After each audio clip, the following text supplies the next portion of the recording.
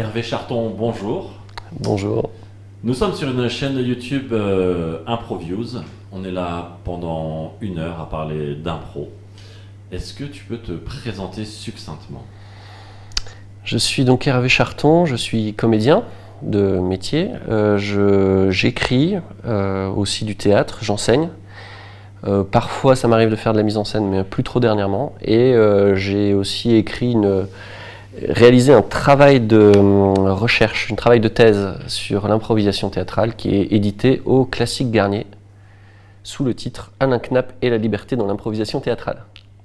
Alain Knapp et la liberté dans l'improvisation théâtrale. Il y a même un sous-titre canalisé ou émancipé. J'ai une première question. Ouais. Est-ce qu'on peut dire que tu es docteur en improvisation théâtrale? Je ne sais pas quel est le titre précis. Le titre, c'est docteur en études théâtrales. Après, l'improvisation théâtrale, c'est pas une discipline académique. C'est les études théâtrales, déjà, il y a beaucoup de gens qui s'étonnent que ce soit une discipline académique. C'est des études fixées. Le but, c'est d'étudier les formes de théâtre. Pour le coup, c'est pas tout à fait la première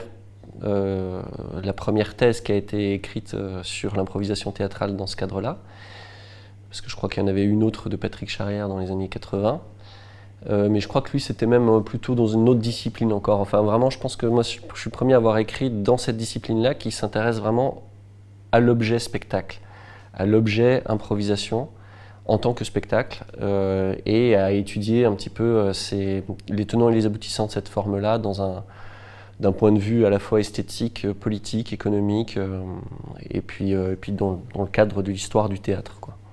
On va rentrer dans ce travail, dans cette thèse. Comment est-ce qu'on vient à écrire une thèse, à s'intéresser à un domaine aussi précis? Est-ce qu'il y a eu un déclic? Est-ce que c'est un parcours académique que tu as suivi, puis à un moment donné, tu t'es dit, tiens, d'où ça vient l'impro? D'où vient la genèse de cette envie de faire autant de recherche, autant de travail sur l'impro? À la base, en fait, moi, je me suis lancé à faire une thèse parce que je crois que j'étais à l'école normale supérieure, donc il y a quelque chose où, en fait, quand tu es à l'école normale supérieure, tu fais une thèse, quoi. Mais bon, à la base, je voulais pas en faire. Je voulais vivre du métier de comédien. C'était en 2007. Je revenais d'Afrique du Sud où j'avais découvert des choses géniales, notamment les viewpoints. Mais aussi le device theater de manière générale, c'est-à-dire l'Afrique du Sud, ça a été vraiment un moment pédagogique, un moment d'apprentissage pour moi qui était très fort parce que c'est un pays qui mélange deux traditions. La tradition, disons, on va caricaturer, mais bon, une tradition orale vraiment africaine qui se passe plus par la transmission orale des mythes et du coup par quelque chose qui revisite en permanence les histoires, les contes, les mythes par l'improvisation, par le contact avec le public. Et une tradition. Par exemple des spectacles dans la rue, comment ça se... Ouais, alors je connais pas trop ces trucs-là parce que moi quand j'y étais, j'avais entendu parler des townships, du théâtre des townships, donc qui était vraiment... mais ça, je pourrais pas trop en parler au final, mais qui était vraiment un théâtre politique et improvisé, un peu de stand-up improvisé dans les townships pendant l'apartheid. Mais disons que voilà, surtout moi, ce avec quoi j'ai été en contact là-bas, c'était ce qu'ils appellent le device theater, c'est-à-dire tout ce qui est du théâtre qui va être concerté avec une équipe de réalisation et pas du théâtre comme je l'ai toujours appris quand j'étais en France, c'est-à-dire qui part du texte, qui passe par un metteur en scène ou un pédagogue et qui arrive finalement au comédien, qui se font diriger par toute cette cohorte de gens. On mettait vraiment l'accent sur qu'est-ce qu'on crée directement sur scène. Et je me suis dit, ok, ça c'est le type de théâtre que j'ai envie de faire. Parce que moi, depuis que j'ai 17 ans et que j'ai commencé à faire du théâtre, en fait, j'écris, je mets en scène, je joue, je m'intéresse à tout ça en même temps. Donc du coup, voilà, là je découvrais un type de théâtre qui m'intéressait. Et bon, pour revenir à comment je me suis mis à faire une thèse, c'est-à-dire qu'en revenant d'Afrique du Sud, j'étais déprimé. Et j'ai eu une longue période, j'ai eu une période de 2 ans un peu de passage à vide, d'errance totale, etc. J'étais au RSA, j'étais pauvre, j'étais malheureux, vraiment. Et donc à un moment, même si je voulais pas le faire, je m'étais dit tiens, je vais faire une thèse. Parce que c'est, encore une fois, la suite logique quand on a été à Normal Sup et qu'on a fait déjà un master. Donc c'était un truc facile, entre guillemets, pour avoir de l'argent. Et donc je suis parti là-dedans. Et à la base, ma thèse, c'était pas du tout ça. C'était dans la lignée de mon master, c'était sur la perception des spectateurs, sur comment des spectateurs de théâtre se forgent une image mentale du spectacle qu'ils sont en train de voir. Et le déclic qui m'a fait m'intéresser à plus spécifiquement me dire, bon, tiens, en fait non, j'ai envie de bosser sur l'improvisation, c'est plusieurs choses. C'est que j'avais commencé à faire des ateliers avec un certain Jean-Christophe Barbeau à la Maison des Métallos à Paris, qui lui transmettait la méthode d'Alain Knapp dans des ateliers hebdomadaires, quoi. Et l'autre déclic, mais plus important, c'est que j'ai fait un stage avec Nikolai Karpov et Natasha Zvereva, qui sont 2 professeurs au GITIS à Moscou, l'école du théâtre d'art, donc qui est complètement dans la tradition de Stanislavski, donc Konstantin Stanislavski, pour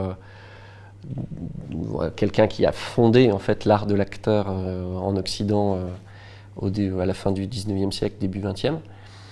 Et donc de Stanislavski, mais aussi de Meyerhold, de Mikhail Chekhov. Voilà. Et ces gens-là, en travaillant avec eux, je me suis dit, mais en fait, moi, le point commun de toutes les approches du théâtre qui me plaisent, qui me motivent, qui me font vibrer, etc., et que j'ai envie de développer, c'est l'improvisation. Quand je disais ça à l'époque, je pensais pas forcément encore à l'improvisation en tant que spectacle, parce que d'une, j'en faisais très peu, je connaissais très peu, et de deux, je subissais le snobisme que peuvent avoir les milieux académiques d'une part, et les milieux du théâtre conventionnel par ailleurs, vis-à-vis de l'improvisation théâtrale, c'est-à-dire du spectacle improvisé. Donc j'avais, puisque j'en avais vu aussi, puis que j'avais trouvé ça mauvais, et donc j'avais vraiment une très mauvaise image de ce que pouvait être l'improvisation théâtrale en tant que spectacle. Et tu avais vu quoi comme type de spectacle à ce moment-là ? J'avais vu du match, et du match amateur essentiellement d'écoles, de grandes écoles, quoi. J'avais vu que ça. Voilà. Et en fait, moi, ce qui m'a fait intéresser de plus en plus à la forme la forme improvisée, du spectacle improvisé, c'est d'en avoir fait moi-même à partir de ce groupe dirigé par Jean-Christophe Barbeau, où on utilisait l'approche d'Alain Knapp. En fait, on a petit à petit créé, nous, un groupe qui faisait des spectacles dans l'arrière-salle d'un bar. Et donc ça, c'était en 2008-2009, etc. Puis, en fait, en 2010, du coup, c'est en 2010 que j'ai commencé à vouloir changer de sujet et à vouloir m'intéresser plus à l'improvisation. Quand j'ai commencé ça, je crois que c'est à peu près à cette période-là que Yann Parizeau a lancé le groupe de travail sur Keith Johnston. Et du coup, j'ai commencé à m'intéresser à ça. Je me suis dit, bon, ok, je vais aller voir ce que c'est que ces autres approches de l'improvisation là. Parce que jusqu'ici, encore une fois, vraiment, ça ne m'intéressait que comme modalité de création d'un spectacle. Et voilà, et j'ai été surpris, intéressé, troublé. Parfois, je trouve des trucs où j'étais toujours pas convaincu, et puis d'autres où finalement j'ai trouvé énormément de vertus. Et surtout, je crois que aussi la rencontre, parce que je travaillais sur la technique d'Alain Knapp avec Jean-Christophe Barbeau, mais la rencontre avec Knapp, je pense aussi, m'a fait faire un pas assez décisif là-dessus, parce que du coup, au final, j'ai consacré la moitié en termes de volume de pages à travailler, à écrire l'histoire d'Alain Knapp et du théâtre création. Donc du coup, voilà, du coup c'est ça qui m'a convaincu de m'intéresser à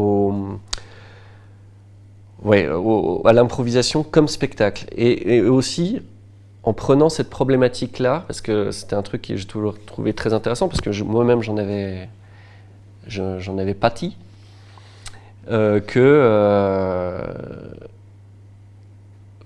pourquoi est-ce qu'il y a une telle disjonction comme ça entre le monde de l'improvisation théâtrale et le monde du théâtre, disons plus conventionnel, qui va partir des textes essentiellement. On va y revenir à cette partie-là où tu parles du snobisme. Est-ce qu'on peut démarrer peut-être avec une présentation rapide d'Alain Knapp, quelques dates, etc. Puis on va parler de l'approche d'Alain Knapp. Ouais, Alain Knapp, donc c'est un comédien suisse à l'origine, comédien et champion cycliste. Je crois qu'il a fait pas mal de vélo. Et puis, donc lui, pour le faire court, en fait, il a travaillé comme comédien il est né en 1936. Il a travaillé comme comédien à Paris puis à Lausanne. Et au début des années 60, il est retourné à Lausanne, quelque chose comme ça. Et en 63, 64, il commence à faire de la mise en scène sous l'inspiration de Benno Besson, qui était le chef du Berliner Ensemble, la troupe de Bertolt Brecht, mais Bertolt Brecht était déjà mort. Et donc il est très très nourri à cette époque-là de pensée brechtienne. Étant germanophone, il échappe un petit peu, il s'est beaucoup nourri aussi de cette pensée brechtienne à travers une revue qui s'appelle Théâtre Public, qui a été très influente en France pour diffuser ces idées-là. Et donc l'idée, on pourra y revenir si vous voulez, mais voilà. Et donc lui, à un moment, dans les années 60, il faut vraiment voir ce contexte-là de émancipation de la jeunesse, émancipation des mœurs, la jeunesse qui veut faire voler en éclats les structures habituelles du pouvoir, et notamment dans ce contexte-là, il y a l'improvisation intéresse les gens en tout cas, parce que et la création collective en tout cas pour tout ce que ça représente de mettre à bas l'autorité de l'auteur et du metteur en scène. Et donc Knapp se retrouve à diriger la troupe du théâtre universitaire de Lausanne et à faire une création collective avec eux. Et en 68 à créer une troupe, proposer au Centre dramatique national, non, ça ne s'appelle pas comme ça, mais le théâtre Centre dramatique de Lausanne, de créer un atelier de recherche pour moderniser un petit peu le type d'approche de jeu, parce qu'ils trouvent qu'on apprend à Lausanne le théâtre que de façon extrêmement poussiéreuse. Et donc il veut former des jeunes comédiens pour le théâtre qui va se faire à la fin du XXe siècle, quoi. Et sur ce groupe de recherche, à partir de ce groupe de recherche, où ils repartent vraiment de zéro, ils s'inspirent, bien sûr, ils sont dans leur temps, ils connaissent beaucoup de choses, ils connaissent le Living Theatre, ils connaissent Grotowski, ils connaissent en fait ce qui se fait plutôt en Europe, ils ne se connaissent pas du tout, par exemple, Keith Johnston, qui avait déjà commencé à faire des choses à Londres, puis après à Calgary. Non, pas encore Calgary, c'était beaucoup plus tard. Mais ils connaissent pas non plus Viola Spolin, ils connaissent pas le Second City, rien, qui existait déjà à l'époque. Donc du coup, ils expérimentent à partir de là, avec plusieurs objectifs. Un, rendre autonome l'acteur, autonome de sa création. Et j'ai dit 1 sans savoir quels étaient les 2 et 3 derrière. Mais ou 3, 2 ou 3. Mais le 2, en tout cas, je pense que ça revient à peu près au même en fait, au final. C'est aller... Quelles sont les voies de création de l'acteur, en fait, c'est vraiment ça. Ouais, quelle est la création spécifique de l'acteur. Et donc le théâtre création naît de cet atelier de recherche. C'est une troupe qui va exister, disons, dans sa forme de la grande époque. Elle va exister pendant pas très longtemps, 5 ans. En tout, elle va exister 7 ans. Puis après, elle se disloque et Alain Knapp part à Paris, où il ouvre une école, et puis il enseigne à Paris 10, à Nanterre. Voilà. Et en fait, dans cette troupe, eh ben, la spécificité, donc, c'est qu'il faisait des spectacles d'improvisation, mais presque comme une espèce d'entraînement permanent, déjà pour les acteurs, à se frotter à cet exercice-là. Il le faisait en public, donc il faisait toutes les semaines, 2 fois par semaine peut-être, des spectacles d'improvisation où il traitait des thèmes d'actualité. C'était quoi comme type de spectacle? Comme type de spectacle, tu veux dire en longue forme, short form? Non, je veux dire, comment est-ce qu'il était impliqué? Est-ce que c'est juste la compagnie qui évoluait toute seule? Est-ce que lui, il avait un rôle de metteur en scène dans ce spectacle? Par rapport à Knapp, lui, il avait un rôle de metteur en scène, pas tellement, dans le sens pas side coach ou quoi que ce soit. Il était plutôt maître de cérémonie, disons. Il était plutôt, mais ça, il faudrait vérifier avec lui parce que j'ai pas révisé avant de venir.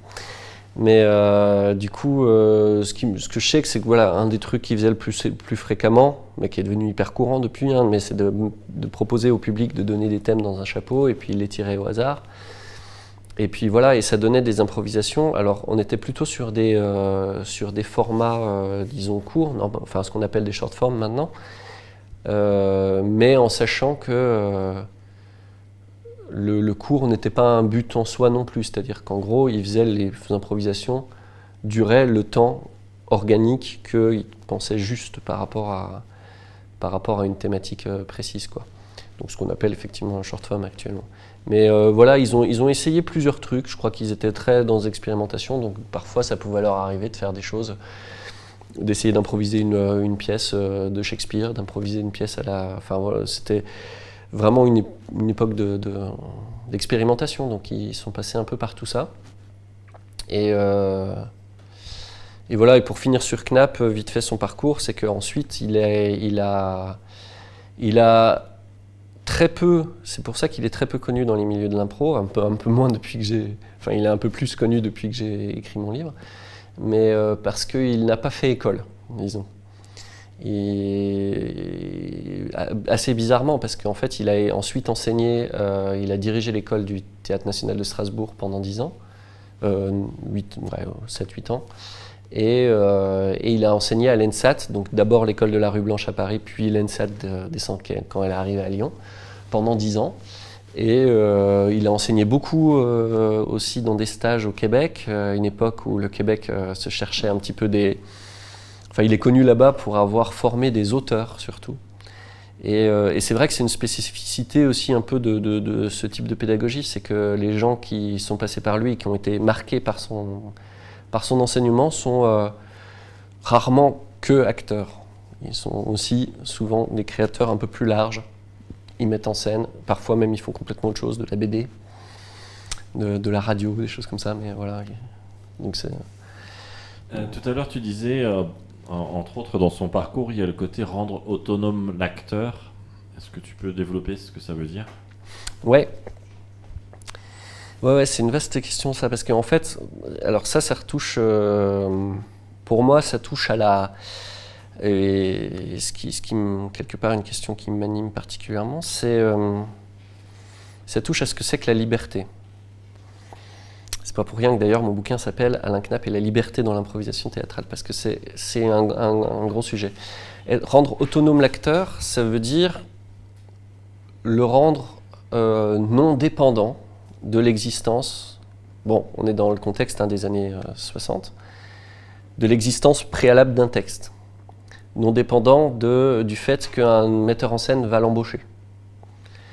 Ça veut dire, c'est quelque part quelque chose de très économique. Ça veut dire qu'il peut, s'il souhaite, voilà, avoir les outils en main pour créer son propre spectacle.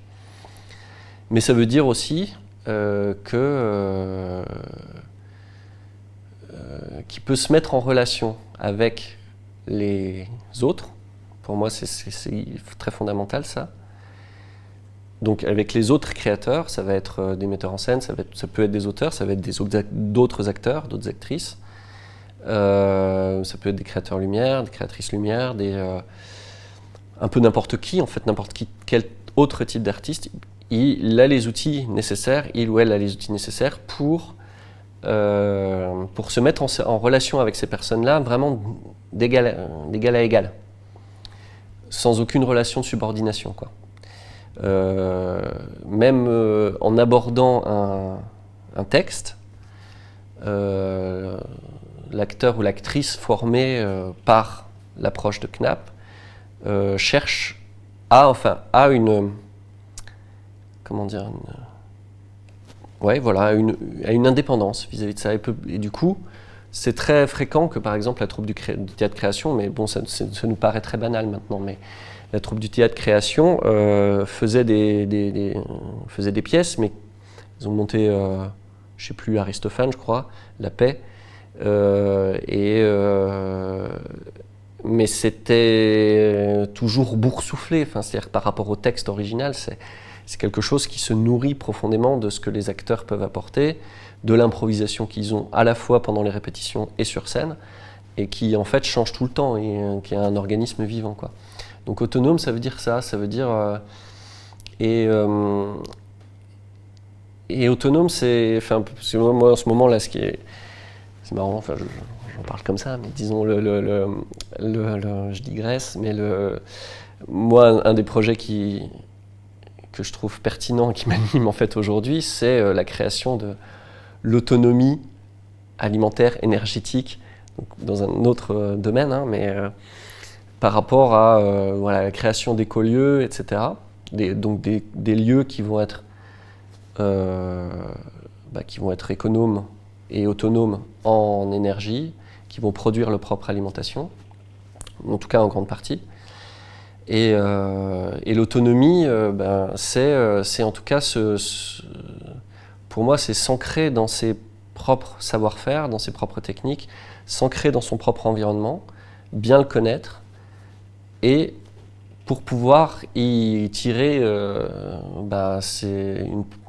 possibilité, des créations, de la création quelconque. Donc ça va être de la création de courges ou d'haricots verts, ou ça va être de la création de pièces de théâtre, quoi. C'est ce que tu disais sur le deuxième point, sur quelles sont les voies de création. Ouais. Et tu peux en citer, donner 2-3 exemples ou, j'ai déjà un peu commencé à le dire. Par exemple, c'est-à-dire que le gros, le maître mot presque de cette approche de Knapp, c'est la scrutation. C'est-à-dire regarder. Mais ça a l'air con comme ça, mais regarder ce qu'il y a, ce qui est là, et en tirer toutes les conséquences.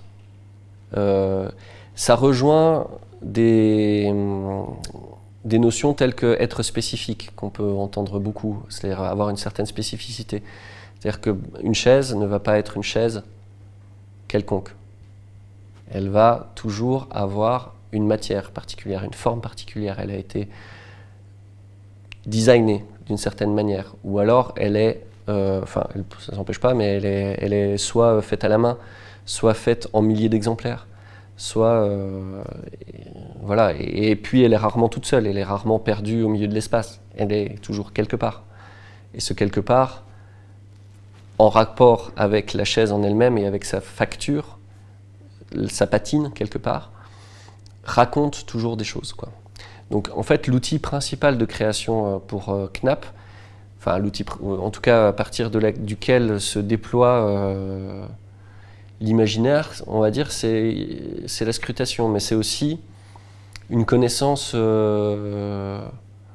profonde de son corps et de son souffle, de son outil en fait, de son outil, parce que ça c'est un truc qui apparaît pas forcément beaucoup quand on lit le bouquin de Knapp, mais c'est lui il a été danseur par exemple, il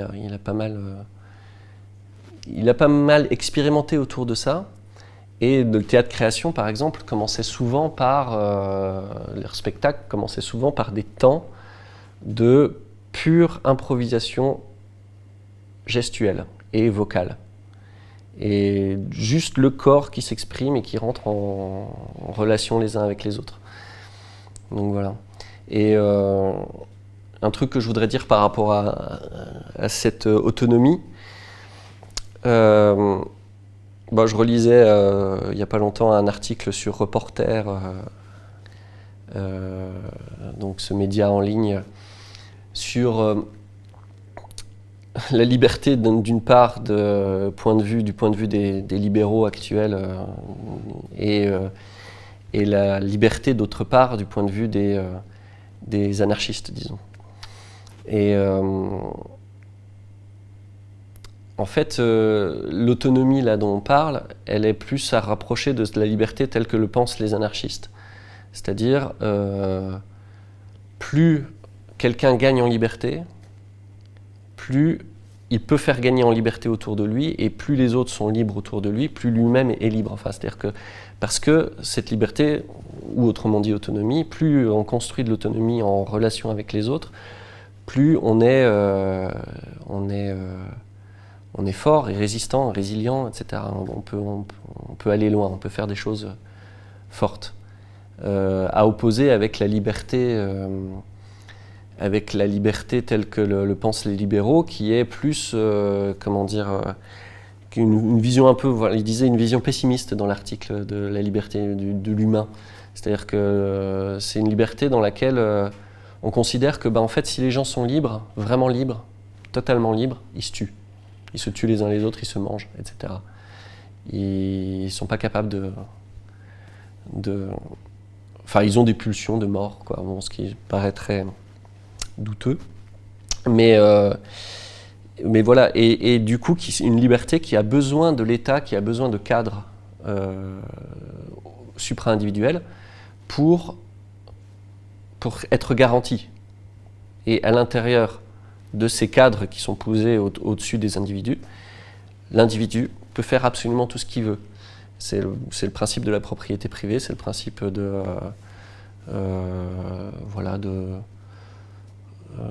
la libre entreprise tel que le pensent ces gens qui nous gouvernent et qui nous font bien chier, enfin qui me font bien chier en tout cas, et qui nous emmènent droit dans le mur. Mais bon, et voilà. Cette liberté, je me suis un peu perdu. Cette liberté autonome, ouais, voilà. Et non, mais en fait, ce que je voulais dire simplement aussi, c'est pour moi cette liberté libérale, ça correspond à ce qui se passe dans des formats comme le match, parce que on a un système autour, cadre, répressif aussi, avec un arbitre, qui va dire voilà, là ta liberté est allée trop loin, tu es puni, tu as une pénalité, et puis qui va distribuer des bons points ou des choses comme ça, etc. Voilà, ça c'est pour moi complètement antinomique de la liberté telle que je l'entends, en tout cas de l'autonomie et de la création des acteurs, quoi. Pour continuer juste sur l'approche de Knapp, tu parlais de la scrutation. Est-ce que tu peux être un peu plus précis, entre guillemets, ou nous donner des exemples spécifiques? Ouais, être plus spécifique. Est-ce que c'est juste décrire? Est-ce que c'est voir? Est-ce que c'est imaginer? Est-ce que c'est ressentir? Cette première étape semble importante. Ouais. Oui, c'est vrai que ça pourrait faire penser comme ça que c'est un processus intellectuel. En fait, c'est un processus plutôt sensitif. Mais c'est un processus qui demande vraiment du temps et de muscler la sensation. c'est de se dire,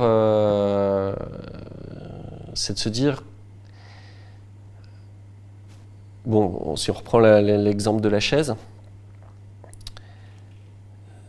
c'est d'essayer déjà de se faire une image précise de cette chaise. Mais de la voir, quoi. Mais pas de décider comme ça arbitrairement ce qu'elle va être. C'est dans le contexte ou dans rien, en fait. Hein, il y a juste une chaise. En fait, je décide de voir que c'est une chaise avec des... Enfin, c'est pas que je décide, c'est que je vois qu'il y a des espèces de petits coussinets là sur le côté rouge, puis des, comment ça s'appelle, des accoudoirs, des trucs comme ça. Puis qu'en fait, elle est, voilà, avec des... qu'elle est plutôt très travaillée, et puis dans un style un peu ancien, enfin... Et cette vision, l'idée c'est de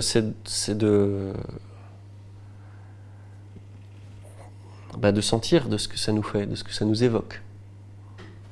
Éventuellement de la solennité, ou éventuellement quelque chose de traditionnel au sens mauvais du terme. Peu importe. C'est vraiment la sensation que ça nous fait, quoi. Et sentir ce que ça nous évoque à partir de là, continuer à élargir le champ. Se poser la question, ok, du coup, si moi je suis en présence de cette chaise-là, et que ça me crée cette réponse-là, qui je suis? Quelle est mon histoire par rapport à ça? Je ne suis pas là par hasard complètement. Et puis, à partir du moment où on a cette sensation, on a un jugement vis-à-vis de cette chaise, par exemple, se dire, oui, et en même temps, si j'ai que cette sensation-là, faire venir son contraire aussi. Par exemple, si elle me repousse complètement, en même temps, se dire, ok, mais j'ai quand même un attachement à elle, parce que sinon je ne serais pas là. Et donc c'est vraiment... Bon, un travail intellectuel, la scrutation, c'est un outil surtout de formation, hein, c'est un outil d'entraînement. Parce que en vrai, quand on est sur le plateau, de toute manière, on est en... Ces processus-là sont censés être automatiques. Il n'y a pas à se poser de questions, en vrai. Si on commence à se poser des questions... Bon. Donc la scrutation, c'est la première étape qui va donner des impulses, qui va nourrir la suite logique de la scène. Est-ce qu'il y a d'autres étapes après dans cette approche? Ouais, il y a la mise au point de... Bon, disons, à partir de cette scrutation, de toute façon, il y a toujours des trucs à scruter aussi. Hein, faut aussi voir ça. C'est-à-dire qu'il y a toujours, dès qu'un nouvel élément apparaît, les mots en particulier sont... voilà. Une fois qu'on s'est vraiment musclé, disons, l'esprit et les sens à scruter tout et n'importe quoi, et puisqu'on peut vraiment faire ça, on peut vraiment s'amuser à scruter tout ce qu'on veut, parce que c'est vraiment aussi un travail de recollection de sensations, en fait, hein, par rapport à... Pour ça, ça se rapproche pas mal de Stanislavski aussi, dans le rejeu, dans le fait de retrouver ces sensations par rapport à certains objets, par rapport à certaines circonstances, par rapport à des circonstances de temps, d'espace. Mais évidemment, une fois qu'on a développé, l'étape d'après va être de se mettre en jeu. Déjà, se mettre en acte par rapport à ça. C'est-à-dire que c'est très bien si comment dire, vous êtes traversé de plein de sensations et qu'une chaise vous donne plein d'images, etc. Puis que tout à coup vous avez l'histoire de j'en sais rien, d'une famille noble, déchue, qui vous vient, bon, c'est super, mais tant que cela ne se joue pas, ne se met pas en acte, bon. Et l'étape d'après serait plutôt de se mettre en acte, mais sur des choses simples, vraiment sur des Voilà, quelle est la mise en acte possible avec cette chaise? Toujours. Certes, on peut s'asseoir sur une chaise, mais on peut faire plein d'autres choses aussi. On peut l'épouster, on peut la déplacer, on peut la prendre en photo, on peut faire je sais pas, tout un tas d'actions avec. Donc l'étape d'après, ce serait cette mise en jeu-là. Quelle mise en jeu on choisit, voilà, mais qui vient, la mise en jeu, encore une fois, de ce que cet objet nous a fait naître comme sensation, quoi, comme image. Et puis comment nous, on se positionne vis-à-vis d'elle. Et l'étape d'après serait encore une fois que la mise en jeu est arrivée, ben en fait, l'objet change. Nous, on change. Et il y a des actes. Donc, à travers ces actes qui sont posés, petit à petit apparaissent des... mais c'est pareil, l'idée, c'est pas de les chercher. Apparaissent des objectifs. Ou disons des points de... comment on peut dire ça? Des points de... Ouais, des objectifs, mettons. J'allais dire des points de focal, quoi, un truc comme ça. C'est un truc qu'on regarde un petit peu plus loin. C'est-à-dire, et à travers ces objectifs-là, qui peuvent être tout petits au début, pas forcément très compliqués, peut se déployer l'histoire. Il n'y a pas beaucoup... Je pense, dans Knapp, peut-être c'est un manque, disons, je ne sais pas, mais il se concentre beaucoup sur comment faire naître les choses. C'est souvent le cas d'ailleurs, je trouve, il n'y a pas que Knapp. Mais comment faire naître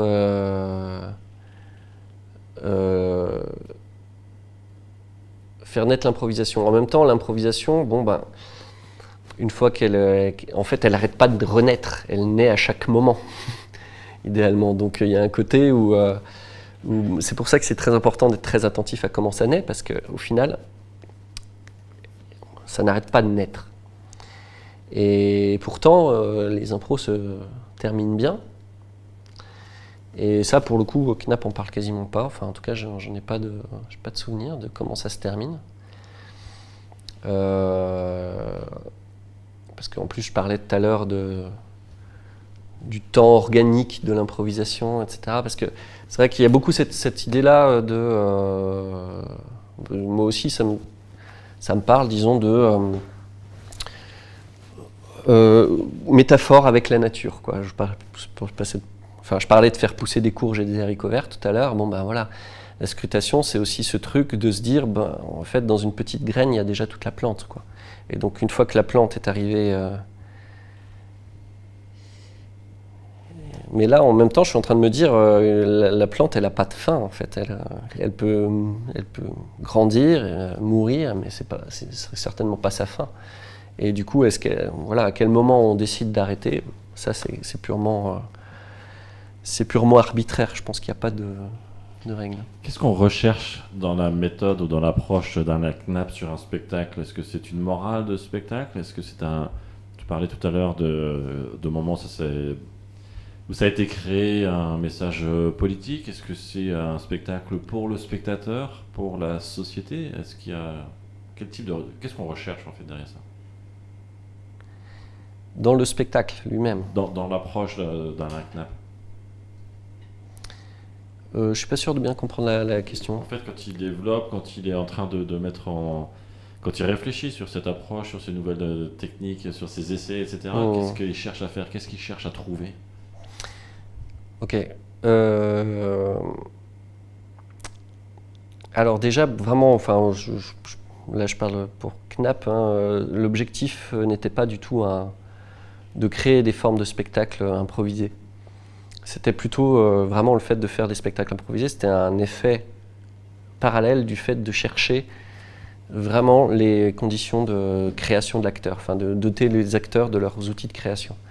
Et en fait, de faire des spectacles d'improvisation, pour eux, c'était vraiment le fait de les mettre à l'épreuve, mais aussi, quelque part, après, je parlais du côté brechtien, quelque part, c'est pouvoir être en prise directe avec ce que vivent les gens. Là, quand ils me donnaient les exemples de thèmes qu'on leur proposait à l'époque, il parlait du célibat des prêtres, qui était un débat qui avait lieu à l'époque en Suisse. Il parlait des initiatives, je ne sais plus comment ça s'appelle, une de ces initiatives dont les Suisses ont le secret pour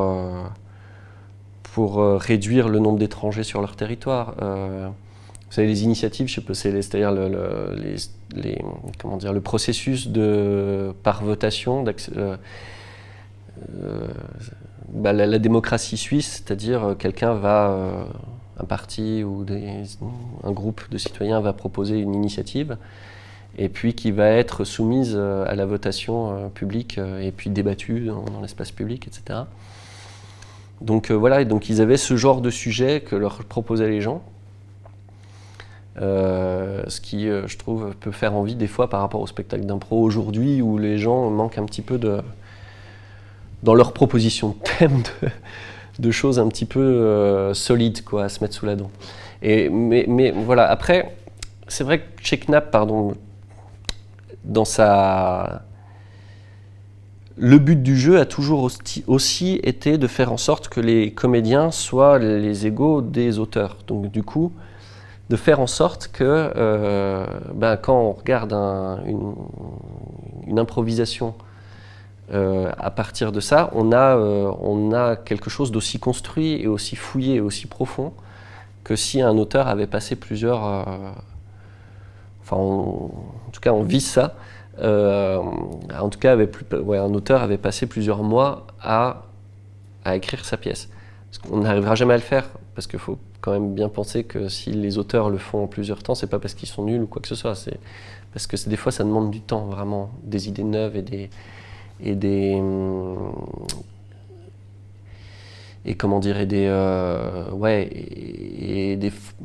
innovations formelles, ça demande du temps à se mettre en place. Par contre, pour faire ce que font des auteurs médiocres, ça on peut très bien le faire en improvisant. Je voudrais revenir sur le début de ta thèse, de ta réflexion. À un moment donné, tu parles de l'envie de traiter la perception spectateur. Ah oui. Et j'aimerais en savoir plus. Ah mais ça, c'est la thèse que j'ai pas faite. Quelles sont les idées que tu avais, les questions, les réflexions, qu'est-ce qu'il y avait comme moteur derrière? Ce qu'il y avait comme moteur, c'était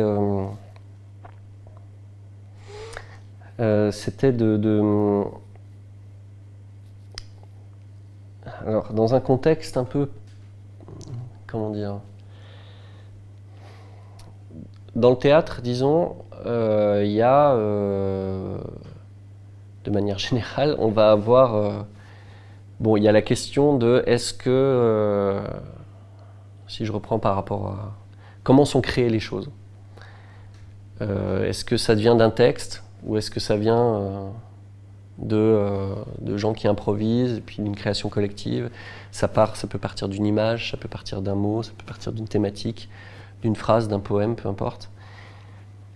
Ou est-ce que c'est un texte écrit avec distribution des personnages et puis les répliques qui sont machin qu'il faut savoir au cordeau, etc. Et donc il y a ça. Mais tout ça, quelque part, peut rester dans l'ordre du dramatique. Et souvent, c'est-à-dire d'une forme dramatique. Souvent, l'improvisation, d'ailleurs, quand on dit improvisation théâtrale, elle est rarement pleinement théâtrale, elle est souvent essentiellement dramatique dans le sens où on va chercher à développer l'histoire de personnages dans une fiction, etc. Et en fait, moi, je m'intéressais à cette question de la perception des spectateurs dans le cadre en particulier de ce qu'on a appelé le théâtre post-dramatique. Il y avait un essai d'un auteur qui s'appelle Hans Thies Lehmann, qui avait fait sensation dans le milieu des études théâtrales à une époque, où il faisait un petit peu l'inventaire. Alors depuis, d'autres gens ont écrit d'autres livres et puis on appelé ça les écrivains de plateau, etc. Mais sur toutes ces initiatives toutes ces formes de théâtre qui sont ni tout à fait du théâtre tel qu'on s'attendrait à en voir, c'est-à-dire qui mettent en jeu des personnages J'ai un ami qui s'appelle Denis Guénoun qui dit que le théâtre, une des spécificités du théâtre, propre du théâtre pour lui, c'est de faire apparaître des gens qui ne sont pas là à travers des gens qui sont là. Bon, mais bon, du coup là, il faut pour ça dire, voilà, il y a une certaine dimension de fiction là-dedans. Et ben, le théâtre post-dramatique, c'est du théâtre qui va faire apparaître des gens qui sont là à travers des gens qui sont là. Enfin, c'est-à-dire, il fait parfois apparaître les gens eux-mêmes. Et donc travaille sur tout ce qui est porosité entre danse, théâtre, performance, vidéo, etc. Et donc souvent il y a quelque chose qui a une forme extrêmement éclatée, qui a une cohérence qui n'est pas donnée de façon évidente. Parfois même dans des pièces certes écrites, ça peut être très éclaté aussi. Mais disons qu'il y a une cohérence d'ensemble qui est donnée par le fait qu'il y a un texte, qu'il y a un début, un milieu, une fin, et qu'il y a une structure qui a été pensée par quelqu'un, quoi que ce soit. Et oui, en fait, le théâtre post-dramatique aussi, il y a une structure qui a été pensée par quelqu'un. Souvent, ce quelqu'un, c'est un metteur en scène ou une metteuse en scène. Mais disons, la pluralité des modes de présence sur scène fait que c'est pas forcément toujours évident cette forme. Enfin, je veux dire, comment donner une cohérence à tout ça pour des spectateurs. Et mon mémoire de maîtrise, enfin de master, ouais, je sais plus, avait traitait déjà de ça, de se dire comment est-ce qu'on peut retrouver quelque chose qui est de l'ordre de l'action dramatique, c'est-à-dire de l'ordre d'une cohérence qui se construit du début jusqu'à la fin du spectacle, dans quelque chose qui se propose a priori d'être complètement éclaté. Et en fait, comme j'avais fait un master aussi en études en sciences cognitives, j'utilisais des outils des sciences cognitives qui depuis sont devenus super célèbres, genre les neurones miroirs, etc., pour réfléchir à ça. On continue sur ton retour du voyage d'Afrique du Sud et sur la partie viewpoints. Ouais. C'est quoi, viewpoints? Alors les viewpoints, c'est beaucoup de choses en vrai. C'est à la fois des choses très simples. C'est à la fois un langage, une façon de décrire l'environnement, l'espace de la performance, parce que c'est pas seulement l'espace du théâtre, c'est vraiment l'espace performatif, quoi. Et une façon de le décrire, et c'est une façon d'entraîner la perception, d'entraîner la perception des acteurs pour l'utiliser comme un outil de création. Bon, je vais essayer d'être un peu plus concret. En fait, ça a été développé d'abord dans le milieu de la danse par quelqu'un qui s'appelle Mary Overly, et puis après transposé par Anne Bogart, donc c'est tout des New-Yorkaises, un peu dans le théâtre, Tina Landau, mais qui est aussi chorégraphe. Et en fait, c'est de se dire, ok, bon, en fait, je me concentre et j'explore tout ce que le mouvement peut faire. Tout ce que le mouvement peut faire. Ça, c'est un viewpoint, le mouvement ou le geste. Mary Overly parle de mouvement, Anne Bogart et Tina Landau plutôt de geste. Et elle décompose encore le geste en geste expressif et en geste comportemental. Comportemental, c'est des gestes que tu vas pouvoir retrouver, des mouvements que tu vas pouvoir retrouver dans la vie de tous les jours, qui vont être soit utilitaires, soit encore qui vont pouvoir être de l'ordre de la communication. Et puis expressif, c'est tous ces gestes que les gens font ou peuvent faire pour exprimer des idées ou des émotions et qui correspondent absolument à rien de catalogué, disons, et qui peuvent le devenir au bout d'un moment. Mais voilà, qui correspondent pas, qui sont vraiment l'expression de quelqu'un. Donc voilà, le mouvement, on va avoir le temps. Donc Mary Overly, pour elle, c'est un viewpoint, c'est le temps. Et chez Bogart, Landau, c'est décomposé en 4 trucs, c'est-à-dire le tempo, à quelle vitesse on fait les choses, la durée, pendant combien de temps on les fait, la répétition, combien de fois on les fait, et la réponse kinesthésique, à quel moment on les fait. Et du coup, c'est voilà, ces 4 choses-là. L'idée, pourquoi décomposer toutes ces choses-là, c'est vraiment couper les cheveux en 4, c'est de s'entraîner à les voir, et s'entraîner à voir aussi ce que souvent, en fait, on reste dans les mêmes... déjà, s'entraîner à les voir pour ne créer que à partir de ça, par exemple. En se disant, ok, en fait, moi, je vais faire toute une pièce ou toute une partie à un moment, en ne travaillant que sur les changements de tempo ou les durées ou les choses comme ça, en tout cas que sur la dimension temps.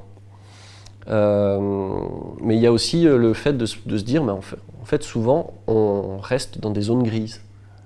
On est sur des tempi qui ne sont pas trop longs, pas trop lents, pas trop rapides, sur des durées qui ne sont pas trop longues, pas trop courtes.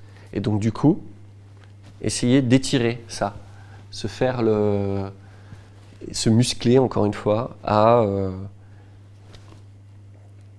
rester beaucoup plus longtemps que ce qu'on ferait naturellement dans une action. Ou au contraire ou au contraire rester très peu de temps. Et puis à aller vraiment super vite. Qu'est-ce que ça fait? Comment est-ce qu'on tient longtemps, vite? Comment est-ce qu'on fait pour faire ça?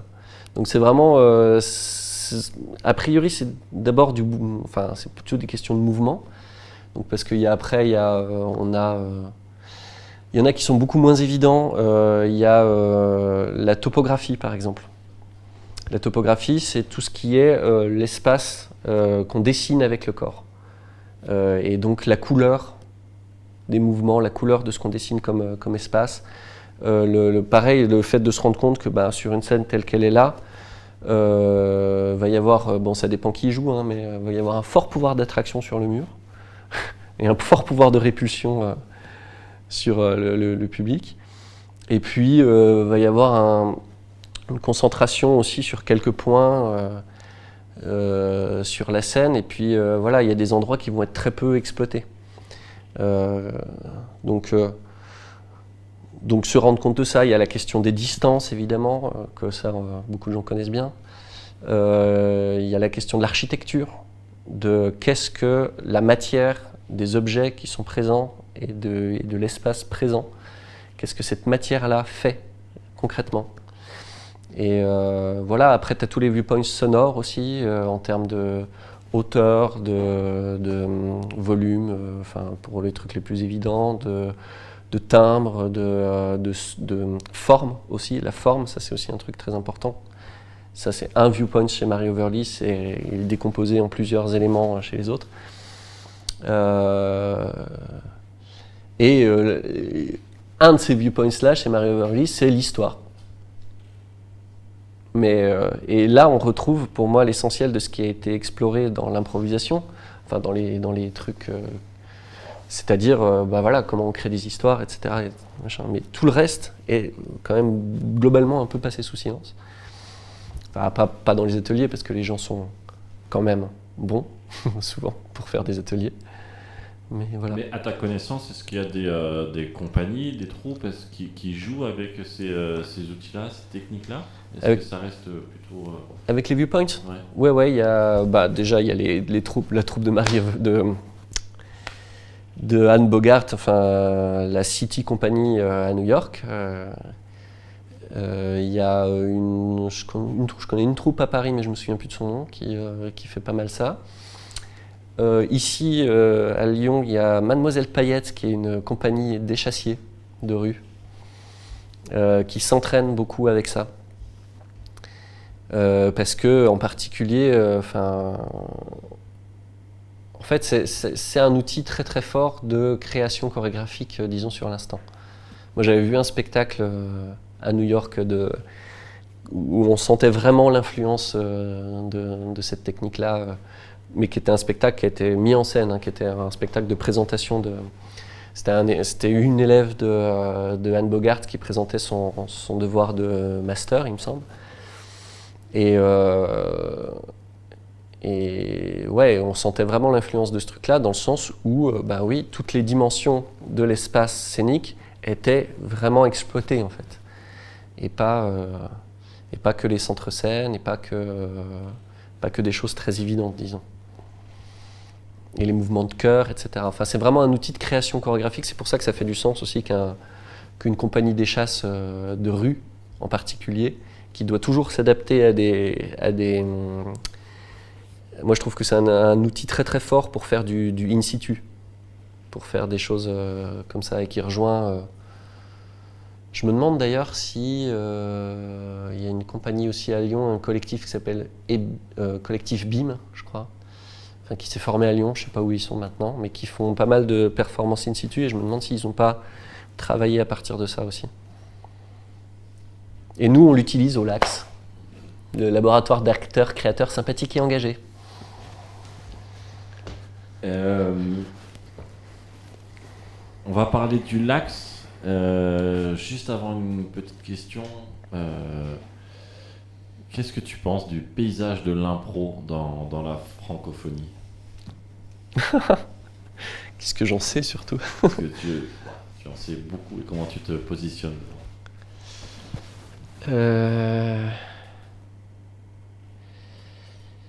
Non, ben moi, j'ai beaucoup de plaisir à jouer des spectacles d'impro. Je trouve ça super chouette. Simplement, j'ai rarement l'envie d'en proposer et rarement. Enfin, je me sens pas la motivation souvent nécessaire pour. Je me sens pas l'intérêt complet de me dire ok, je vais essayer de développer un spectacle d'improvisation moi-même. Je suis très heureux de participer à certains spectacles. Il y en a qui m'intéressent plus que d'autres, disons. Enfin, genre, je kiffe faire du sound painting qu'on avait pu faire ici. Avec Amadeus Roquette et Omar Galvan. Voilà, et puis avec Benjamini aussi qu'on avait fait. Et donc ça, je kiffe. C'est un sound painting, c'est donc ce langage des signes qui permet de diriger un grand collectif d'improvisateurs et d'improvisatrices. Et donc, et voilà, et qui justement a pour moi cette qualité d'aller chercher vraiment dans des modes de construction, de composition d'ensemble qui sont assez inhabituels, quoi. Voilà, mais j'ai quand même beaucoup de plaisir à jouer justement pour l'exercice, puis pour en fait juste être avec les copains et puis prendre plaisir, donner du plaisir à d'autres, etc. Voilà, après, ça m'intéresse pas plus que ça, en vrai, d'aller en voir. De temps en temps, j'aime bien pour découvrir ce que les gens font, parce que ça m'intéresse de voir les gens, encore une fois. C'est plus les gens eux-mêmes, les improvisateurs et les improvisatrices, qui m'intéressent de découvrir, que leurs propositions scéniques en particulier. Enfin, c'est-à-dire si leurs propositions, parce que dans le sens où elles racontent quelque chose sur les gens. Mais en tant que spectacle. Mais bon, après, ça, dans mon ressenti, ça touche l'improvisation comme ça touche d'autres types de théâtre. Hein. Souvent, je pense que j'ai fait une overdose, en fait. Hein. J'ai eu des périodes où j'allais au théâtre 2-3 fois par semaine. Bon, bah là, en fait, si j'y vais pas pendant 4 mois, ça me va très bien. Et dernièrement aussi, je ressentais plus le besoin, parce que donc avec le LAX, on fait aussi des spectacles d'improvisation, même qui bon. Donc justement, parlons du LAX. Est-ce que tu peux présenter ce que c'est que le LAX? Ouais, le LAX, donc c'est une compagnie que j'ai co-créée avec Cyril Bocara il y a maintenant 7 ans, et qui est un peu directement issue de mes travaux de recherche, parce que j'avais créé un laboratoire de recherche sur l'impro aussi pendant que je faisais ma thèse, parce que ça me permettait d'essayer un petit peu les choses sur lesquelles je réfléchissais par ailleurs. Et en fait, le LAX, donc, il s'est créé au confluent de moi, mon intérêt pour l'improvisation et l'intérêt de Cyril pour les formes de théâtre politique. Et donc le but du jeu, du Lax, c'est de faire des spectacles. Alors on est arrivé au bout d'un certain temps à ce qu'on appelle le pari de l'intelligence collective, qui est une forme de spectacle improvisé où on développe l'histoire d'un personnage autour d'une thématique qui a été choisie avec la structure qui nous fait venir, parce qu'on ne joue pas dans des théâtres. On a joué un autre format à l'Improvidence, mais qui s'appelait Cactus, qui était sur l'actualité, mais c'est assez rare qu'on fasse ça. Et le pari de l'intelligence collective, ça se fait dans des prisons, ça se fait... qu'est-ce qu'on a ? On a dans des campagnes de sensibilisation pour le tabac, dans des hôpitaux, dans des centres d'accueil pour demandeurs d'asile, pour des bailleurs sociaux. Enfin, on va rencontrer ces publics-là. Et donc, généralement, on répond à une commande d'une structure qui veut qu'on aborde une thématique. Ça va être qu'est-ce que être citoyen aujourd'hui, qu'est-ce que la discrimination, les égalités, les questions hommes-femmes, les questions de genre, par exemple, ça peut être carrément dans la séduction, des choses comme ça. Donc on va avoir cette commande-là qui nous est faite. Et puis nous, on va du coup développer l'histoire. Alors on réfléchit en amont à plusieurs histoires possibles, plusieurs angles d'attaque dans cette thématique, plusieurs problématiques spécifiques, et on développe avec le public et l'histoire du personnage, donc sur un format long, du coup, et la réflexion autour de cette histoire-là. Donc on est sans arrêt en train de faire des allers-retours entre ce que vit le personnage et ce que les gens pensent de sa situation. Dans le but de reconnecter, en fait, de faire en sorte que les débats politiques, que les débats sur des questions sociales, etc., soient toujours connectés à du concret, à une histoire particulière, etc. Et voilà. Et donc je repensais, ça me refait penser un peu à ce que tu disais, parce que même le Lax, moi actuellement, je suis en train de m'en détacher un peu, parce qu'en fait, ça fait, je crois que j'ai envie de prendre des temps longs. J'ai envie de temps long, j'ai envie de création sur le temps long, et donc j'ai envie de plus d'écriture aussi un peu de mon côté, plus de concertation sur la durée avec des équipes, et pour accoucher de spectacles chiadés, quoi. C'est un lien parfait sur la question suivante, qui est comment est-ce qu'on fait pour transformer un travail académique en une pratique, en diffusant la pratique, en infusant, entre guillemets, comment est-ce qu'on fait ça ? Est-ce que c'est possible ? Je sais pas. Non, mais... Est-ce que le Lax, c'est un peu une réponse ? Un laboratoire, ça veut dire quoi, le Lax ? C'est un peu une réponse. Ça veut dire laboratoire d'actrices, créatrices sympathiques et engagées. Mais non, je sais pas. En fait, d'abord à travers l'enseignement, parce que j'enseigne aussi à Lyon 2 notamment, puis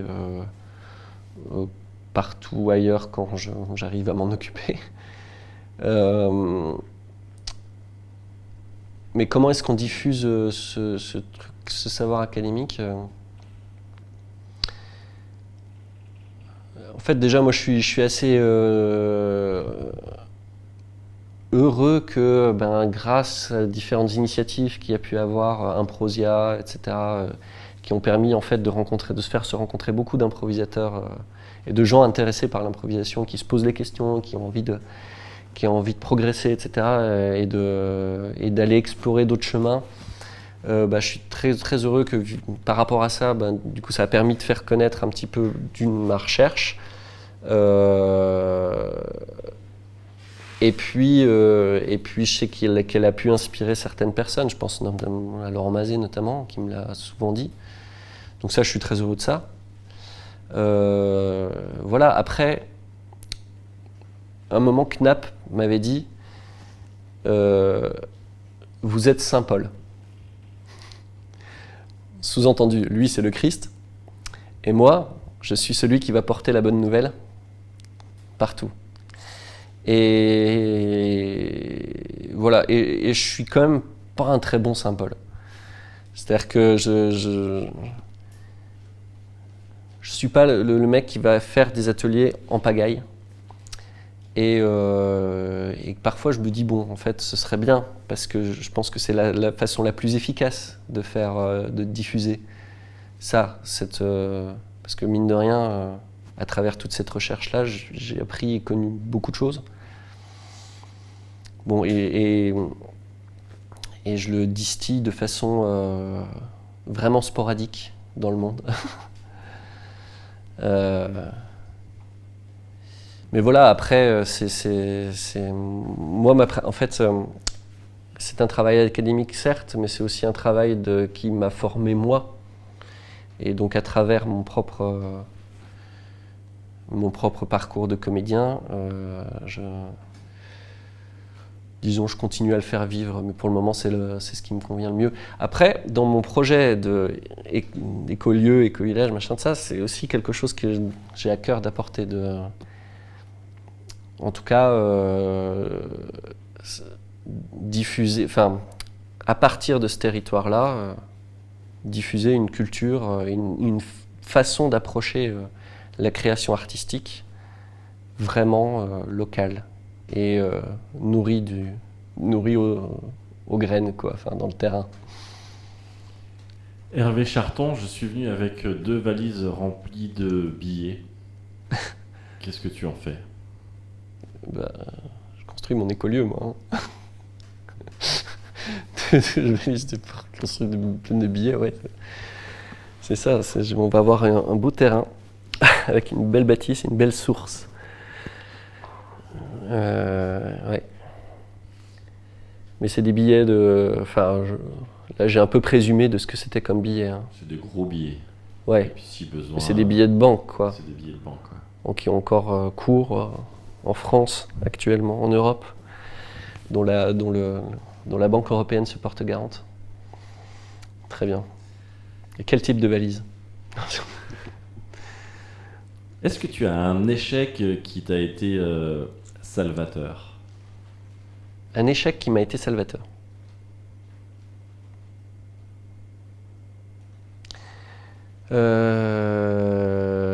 Peut-être, oui. Je pense à... Enfin oui, on en a forcément. Mais bon, là, celui qui me vient, c'est, je pense, c'est un échec qui a été très dur. C'est que j'ai passé, quand j'avais 22 ans, en 2004, le concours d'entrée à l'École nationale supérieure des arts et techniques du théâtre à Lyon, dans la filière mise en scène qui était dirigée par Anatoly Vassiliev. Moi, j'étais à l'époque ignorant de tout ce qu'était la pédagogie russe de l'acteur, etc. C'est quelque chose, voilà. Et j'ai découvert ça avec lui, mais d'une façon un peu rude, quoi, parce que c'était un concours sur une semaine où ils disaient comme un peu à la Starac, où tous les soirs il y avait des gens qui étaient éliminés.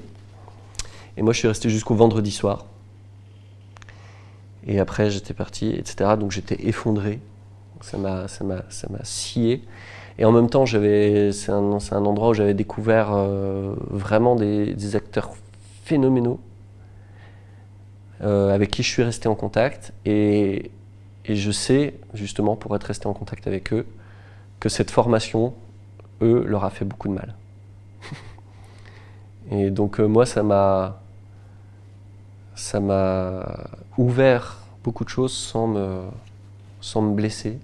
Donc je dirais que c'est un échec assez salvateur au final. Une dernière question, Hervé. Pourquoi est-ce que tu fais ou tu as fait de l'impro?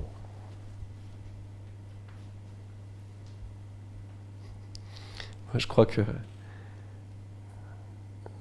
c'est la même chose qui me pousse à faire depuis, enfin un peu tout et n'importe quoi depuis que je suis gamin, c'est-à-dire je suis curieux et j'ai envie d'essayer des choses. Hervé Charton, merci beaucoup. Merci à toi.